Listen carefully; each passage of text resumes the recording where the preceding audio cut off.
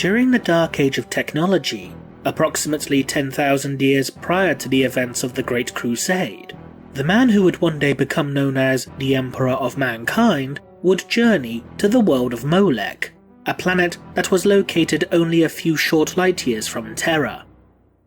It was upon this very world that the Emperor would discover a portal that allowed him to travel into the very realm of chaos itself. As he journeyed through the Immaterium, the Emperor, by either undertaking labours on the behalf of the Chaos Gods, or through the use of deceit and trickery, would re-emerge from the portal thousands of years later, even though only a few short moments had passed within the material universe. Thanks to his actions within the realm of chaos, the Emperor's already potent psychic abilities were enhanced to nigh unprecedented levels. In addition to the augmentation of his powers, the Emperor also obtained the knowledge necessary to begin the Primarch project. By utilizing the energies of the warp and ancient arcane sciences, the Emperor, using his own genetic material as a base, would create 20 individuals known as the Primarchs. These Primarchs would grow to become, in essence, demigods, being larger, faster, stronger, and smarter than baseline humans, as well as being far more durable and charismatic, in addition to being theoretically incapable of succumbing to old age or disease.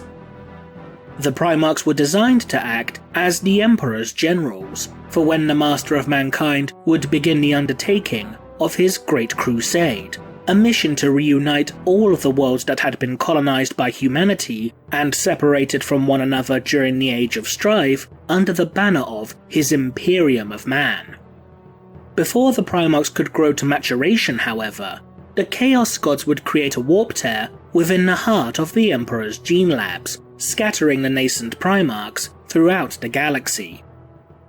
The Emperor would use the information gleaned from his experiments, along with genetic samples that had been collected over the course of the project, in order to develop a new breed of genetically enhanced warrior, resulting in the creation of the 21st founding Space Marine Legions of the Legione Astartes. Over the course of the Great Crusade, the Emperor would eventually become reunited with each of his gene sons, before 2 of their number would be erased from the annals of history. Eventually, fully half of the remaining 18 Primarchs would turn, one by one, against their father, culminating with the civil war known as the Horus Heresy. But were the Primarchs themselves the Emperor's initial attempts at creating such mighty beings to act as his generals and enforcers? Or did the Emperor instead create a long-lost prototype before, for lack of a better phrase, producing these beings in bulk?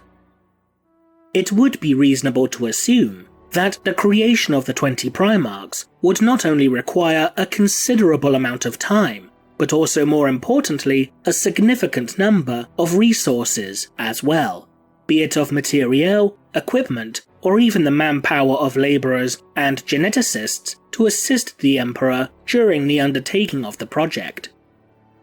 As such, it would be considered an unwise decision for the Emperor to begin the development of more than one, let alone 20 such individuals from the outset, without at least attempting to create a prototype Primarch.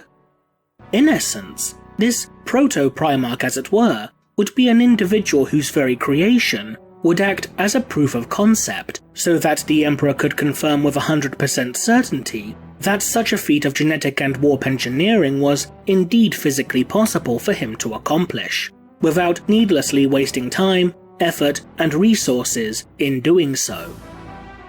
But is there anyone that could reasonably be considered to be this theoretical proto-Primarch? There is indeed one mysterious being who could very well be none other than an initial prototype for the Primarch project, a living weapon that was also confirmed to have been created by the hand of the Emperor. This entity is known within historical records simply as the Angel. The Angel was one of the earliest creations of the Emperor, having been forged during the early days of the Terran Unification Wars. This being stood twice as tall as a grown man, sported large wings that sprouted from its back, and wielded a large sword wreathed in etheric flame, while its body radiated a brilliant aura of golden light.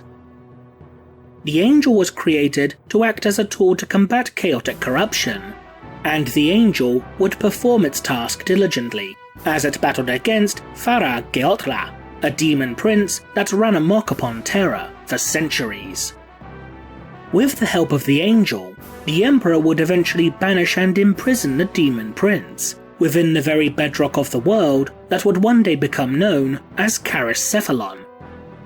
Despite its sheer power and potential, the angel would eventually become uncontrollable and would begin to enact a vicious campaign of genocide. The angel would slaughter every man, woman and child within a city known as Karanis that existed upon a nearby world, deeming the population unworthy of the Emperor's love and adoration. The judgment of the angel would continue as one by one the neighbouring cities were purged of life, until the entire world was rendered little more than a lifeless husk, an act that the angel accomplished in but a single day and night. Realizing that the angel's actions needed to be stopped, and that the being needed to be contained, the Emperor placed a piece of corrupted demon flesh within a specially crafted stasis casket, lined with runic seals and wards of binding. The angel was lured into the casket as it sought to destroy the source of chaotic taint within, but it would become trapped within the casket and fall into a deep slumber, as the Emperor uttered the following incantation. To the darkness of time I send thee. Against the radiance of your being I consign thee. Blood cools, fire dies, and light rises. The time of the angel is ended. Sleep, my favored son, and dream of purity. The angel, now imprisoned within its casket, was then shipped back to Terra, where the Emperor intended to destroy the entity for good, though it would somehow be smuggled out of the Sol system before the Emperor could take any further action against it. The angel would eventually be hidden upon the world of Caris-Cephalon, where the knowledge of its existence and the location of its prison would remain unknown until the Inquisition would learn of it thousands of years later. Like the Primarchs, who towered over both baseline humans and Astartes alike, the angel was a large and powerful being, who, as stated earlier, in a similar manner to the Primarchs, was twice as large as a grown man. The large wings sported by the angel are also evocative to those displayed by Sanguinius, the Primarch of the Blood Angels Legion, and its incredible psychic potency is also similar to many of the more psychically powerful Primarchs, such as Sanguinius, Conrad Kurz, and Magnus the Red. As the Primarchs themselves were genetically engineered creations, if the angel was the initial prototype for the entire Primarch project, then the Emperor, after realizing the inherent flaws that became manifest within the angel, could have quite feasibly rewritten certain elements within the Primarch genetic sequence in order to reduce their power and make them more controllable. As such traits could have become, in essence, recessive genes within the Primarch's DNA, this could explain as to why Sanguinius had developed wings, or why Magnus the Red was more psychically powerful than the rest of his brothers. Not only this, but the incantation used by the Emperor to seal the angel away also refers to the angel as his son, suggesting that perhaps the Emperor did indeed use some of his own genetic material within its creation, much like he did with the Primarchs. In addition, the stasis coffin of the angel also bears a particular symbol upon it, as illustrated upon the cover of the book Death of an Angel. This symbol is that of a winged sword, which also happens to be the same sigil that is utilized by the Dark Angels Legion of the Legione Astartes. The Dark Angels are also noteworthy for being the first Space Marine Legion, and by extension, their Primarch Lionel Johnson is also the first Primarch, whose incubation capsule was listed out of 20 as number 1. This in essence could mean that the Angel was effectively Primarch 0. Indeed, it would certainly fit, thematically speaking, for the first of the Primarchs created after minimizing the flaws that were displayed by the Angel would lead a legion known as the Dark Angels. In addition, it is also worth remembering that the Space Marines themselves are known informally as the Emperor's Angels of Death. The only problem with this potential connection between the Angel and the Primarchs in regards to the links made with the Dark Angels is that the Dark Angels themselves did not take their name until after they were reunited with Lionel Johnson, which occurred during the later years of the Great Crusade. Not only this, but according to the novel Descent of Angels, the winged sword iconography that became synonymous with the Dark Angels Legion was also supposedly chosen by Johnson himself. They were part of the first generation of Astartes to be recruited from Caliban. More tellingly, they were among the first to wear the Legion's new winged sword insignia at their shoulder, the first to call themselves Dark Angels. This would then mean that any supposed links between the Angel and the Dark Angels would be mostly, if not entirely, coincidental.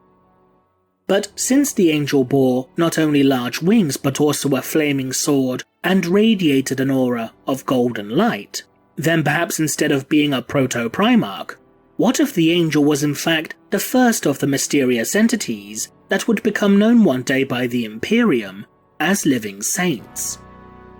The Living Saints are well known for not only the bright and holy auras that radiate from their being, but many of them also develop angelic wings from their backs, and others still, such as Saint Celestine, also bear swords that can become immolated with purifying flame. The similarities between the Living Saints and the Angel are indeed certainly visible, so perhaps that may prove to be a more likely possibility. But then again, perhaps the Angel is something else entirely, with no actual connections to any other entities or beings aside from the Emperor himself. What do you think? Leave a comment below, and thanks for watching.